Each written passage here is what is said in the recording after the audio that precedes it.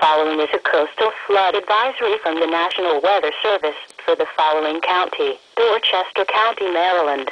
Coastal flood advisory remains in effect until 8 p.m. this evening. A coastal flood advisory remains in effect until 8 p.m. this evening. Areas affected: Chesapeake Bay, portions of coastal Maryland, including Bishop's Head and Cambridge, and Accomack County, Virginia, as well as adjacent tributaries and back bays.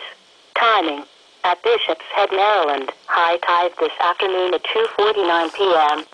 At Cambridge, Maryland, high tide early this evening at 5:49 p.m.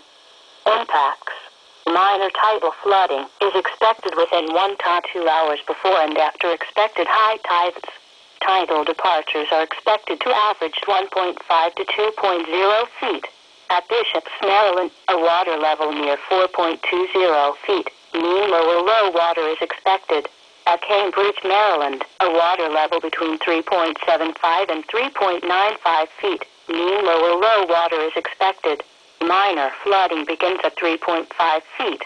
Mean low water at Cambridge, Maryland, while moderate flooding begins at 4.0 feet. Mean low water.